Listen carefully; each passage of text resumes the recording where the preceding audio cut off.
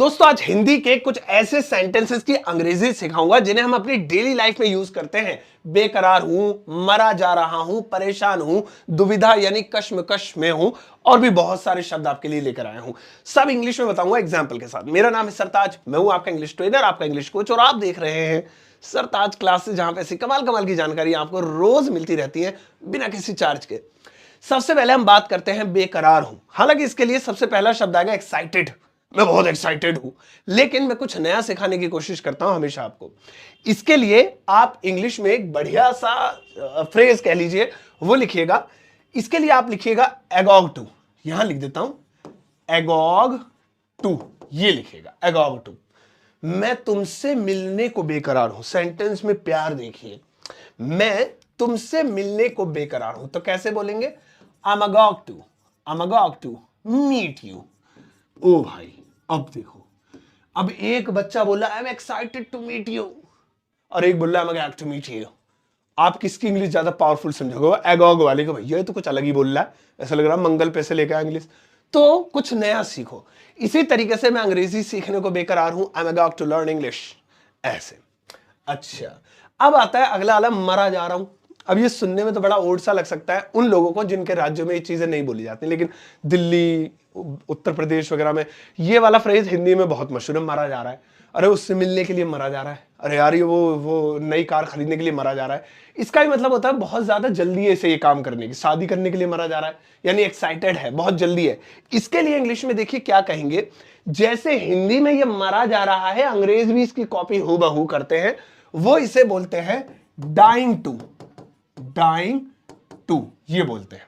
क्या बोलेंगे? Dying to. अच्छा एक काम करते हैं, डाइंग इधर लिखते हैं जब ज्यादा अच्छा लगेगा और टू इधर लिखते हैं जरा सा अच्छा लगेगा। इसी तरीके से ये एगोग इधर लिख देते हैं और टू इधर लिख देते हैं, जरा सा खुल्लम खुल्ला सा हो जाएगा, dying to.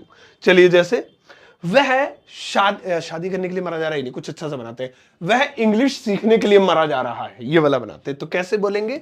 He is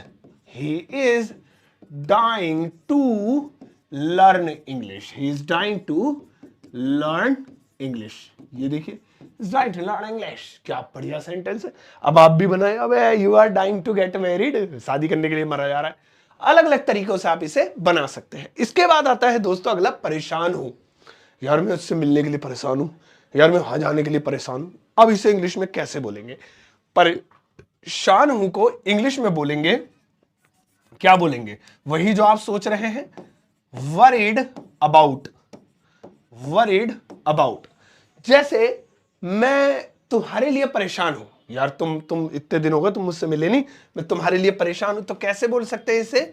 I am worried about you. ये देखिए, I am worried about you, कितना बढ़िया बन गया। ऐसे ही मैं अपनी नई जॉब के लिए परेशान हूं, I am worried about my new job. My new job या लेटेस्ट या जो भी जॉब है। तो आप इस तरीके से इसे बना सकते हैं। इसके बाद आता है ठीक ठाक हो। ये बड़ा मजेदार है भाई। हाँ कैसे हो? ठीक ठाक हो बस। और जॉब के लिए ठीक ठाक। अब इसके लिए लोग क्या कहते हैं? फाइन, परफेक्ट, सब सही है, लेकिन कुछ नया।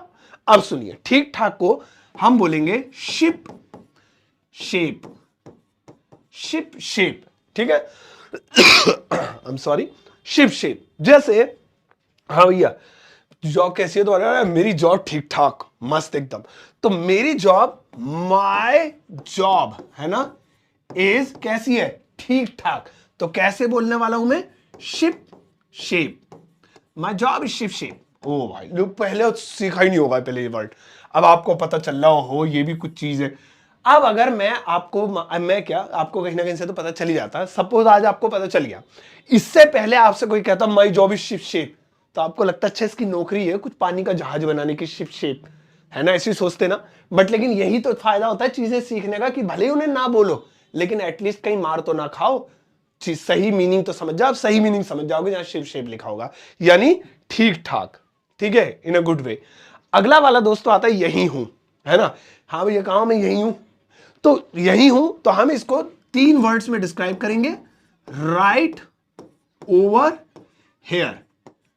राइट ओवर हेयर, ऐसे। जैसे तुम कहां हो? मैं रात से यही हूं, है ना। सो आई हैव बीन, या तो ओवर हेयर भी लिख देंगे तब भी चल जाएगा, या right over here, I have been right over here, कब से? रात से, सिंस लास्ट नाइट या प्रीवियस नाइट, ये देखिए, है ना, सिंस लास्ट नाइट, ऐसे भी आप बोल सकते हैं। तो लास्ट से यही हो।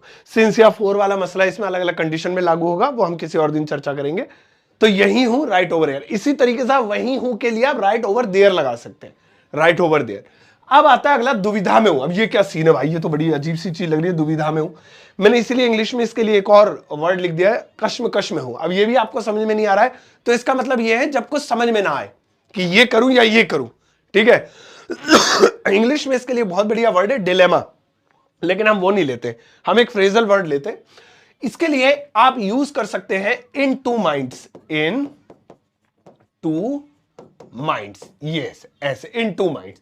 इसका मतलब होता है कि मैं समझ नहीं पा रहा हूं कि ये करूं या ये करूं, इन two minds.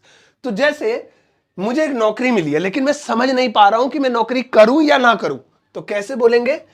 I am in two minds for this job, यानी इस नौकरी के लिए मैं दुविधा में हूं, मैं कश्मकश में हूं कि करूं या ना करूं। इसी तरीके से आप किसी भी चीज का डिसीजन जब ना ले पाए, उसे डिसाइड ना कर पाए, तो आप एक्चुअली में टू माइंड्स में हैं, दो दिमागों में हैं, हाँ या ना, दिल और दिमाग में चल रहे हैं। इसके बाद अगला आता है जल्दी में हूं। ये भी बहुत बढ़िया है।